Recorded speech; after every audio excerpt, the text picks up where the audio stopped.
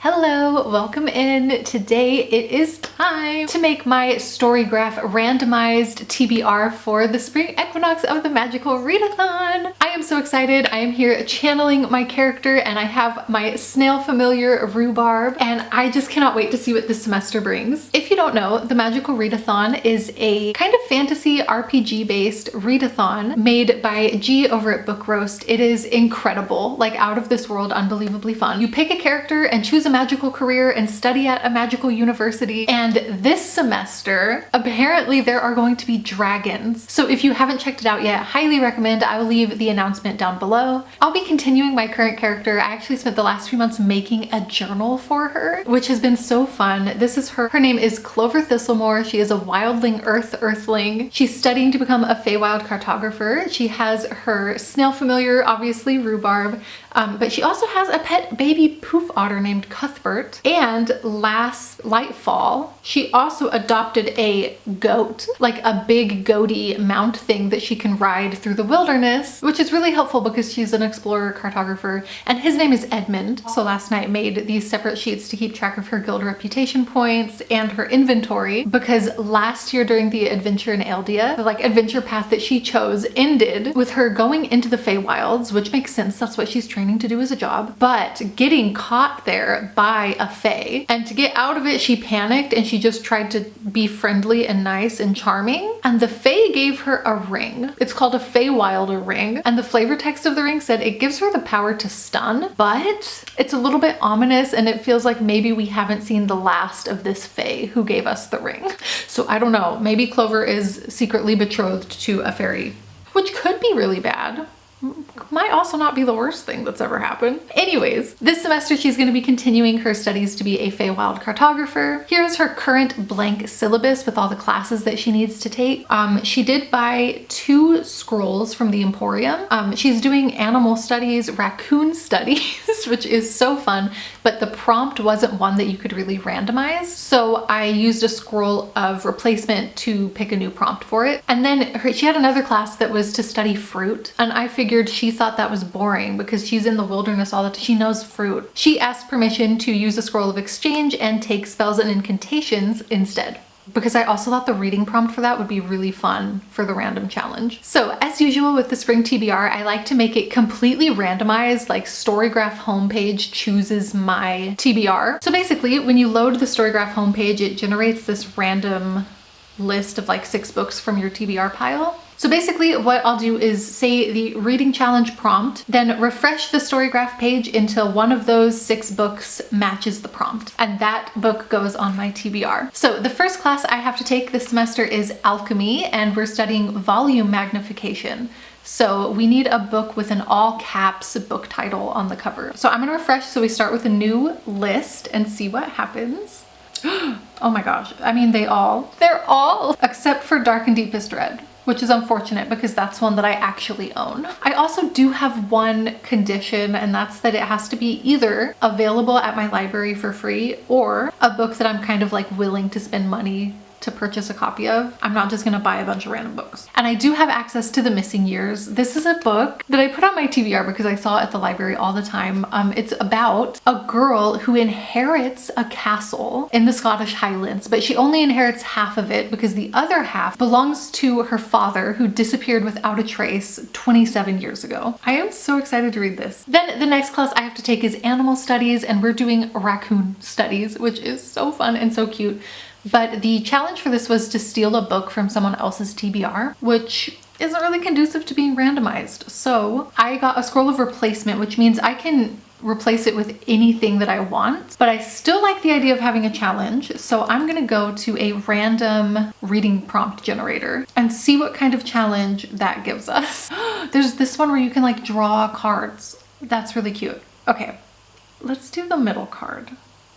A nature word in the title. Let's refresh Storygraph and see what nature words we get. The haunting season. I think season is a nature word. So my library doesn't have the haunting season, and also this is kind of a book that I'd prefer to save for winter anyway. It's Ghostly Tales for Long Winter Nights. I don't want to ruin the reading experience of this book by reading it in spring. So I'm gonna go with Flowers in the Attic for this. If you don't know Flowers in the Attic, I think I read this in middle school actually, which is a bit concerning. I don't remember very much about it, but I know it's like a gothic story about a mother who like locks her children in the attic for their entire childhoods, and it's a weird one for sure. The next class I'm taking is Astronomy, and we're studying Lightfall, and the challenge is to pick a book based off of a color wheel spin. So let's see what color we're getting on the color wheel.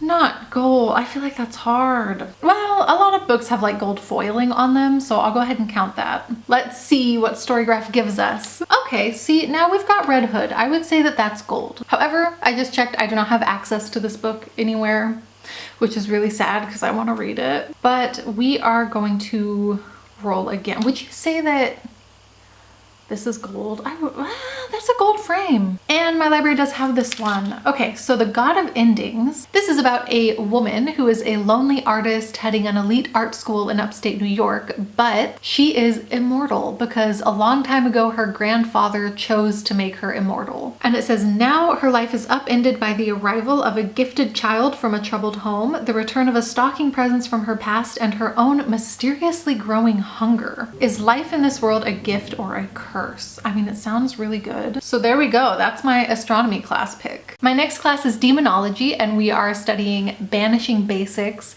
and the reading prompt is a book with a missing person. I think it should be pretty easy to find a book with a missing person. I don't know anything about any of these. Bereft and alone, Charlotte finds her new life in Naples is more complicated than she could have ever imagined.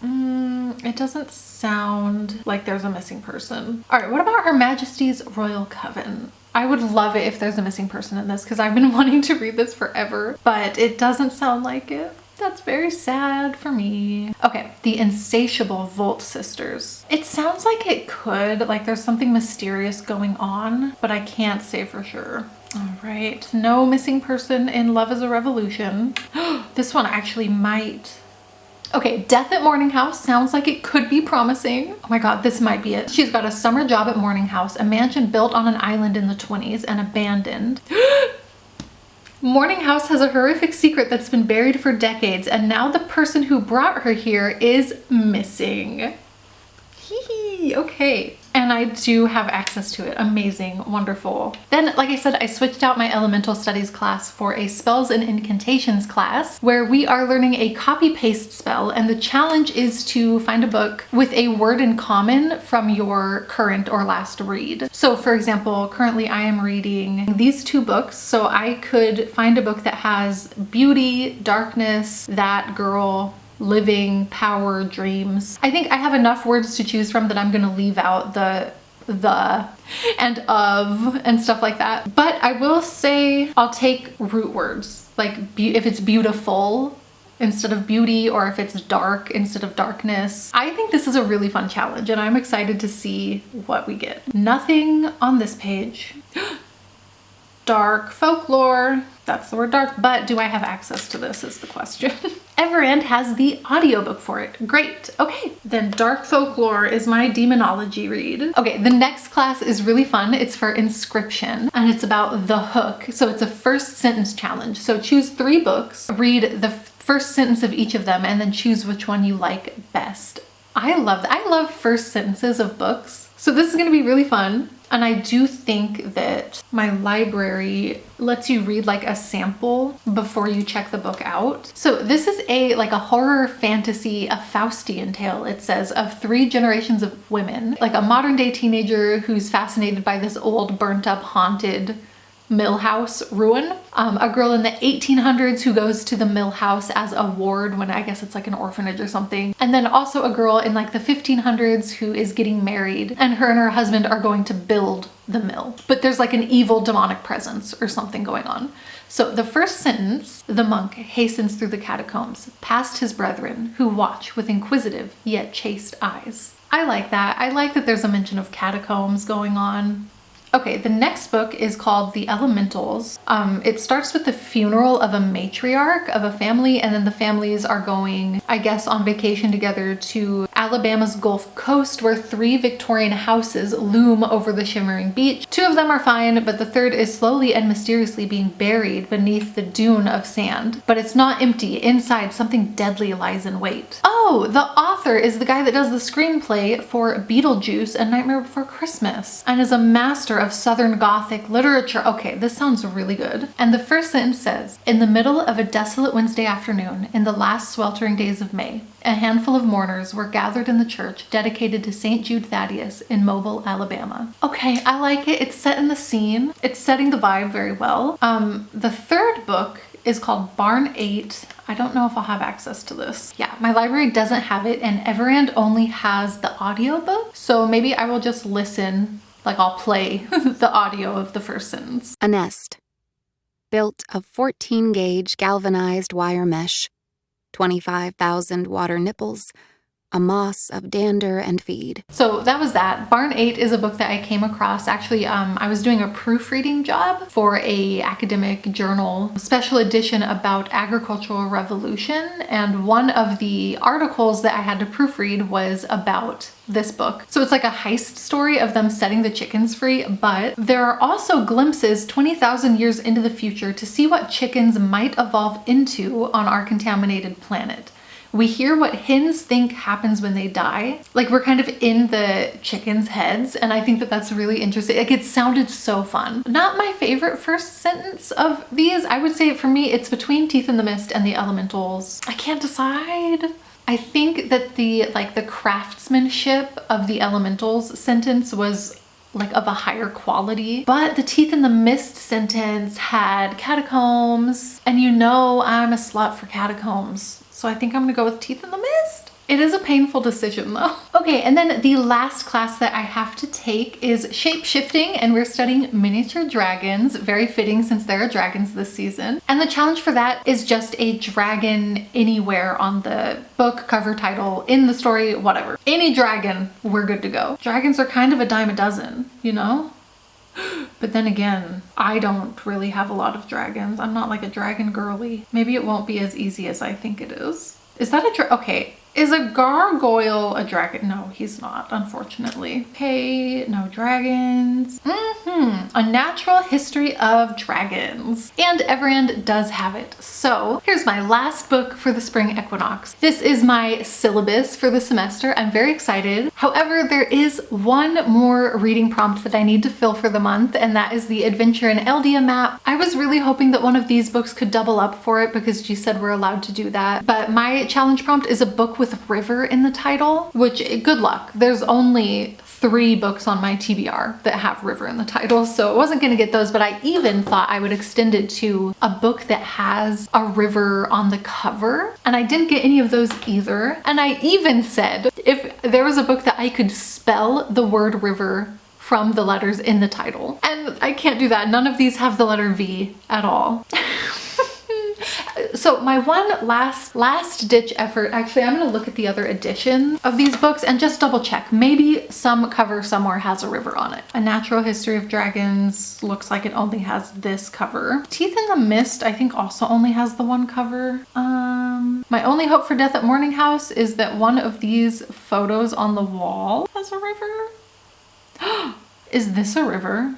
Can we count this? I think it might be the ocean. On an island. But is it a river island? I don't think it is. I'm gonna say no. What's this? Is this a river? It is upstate New York. They have rivers there. Flowers in the Attic, at the very least, is going to have a shit ton of editions. Surely one of these covers has to have a river on it. God, some of these are god awful. Is that a river? I'm just saying it looks kind of like a river to me.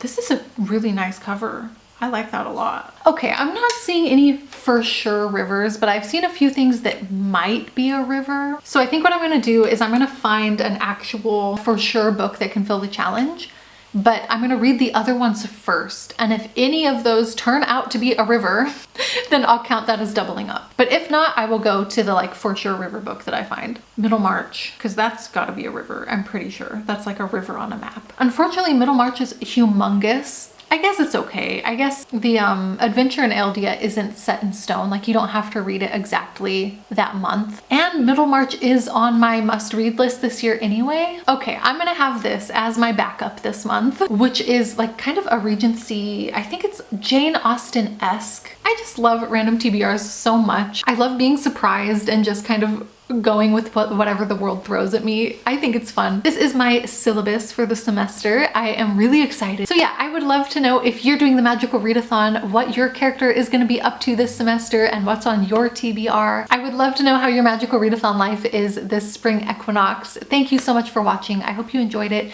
and I hope that I get to talk to you soon. Bye!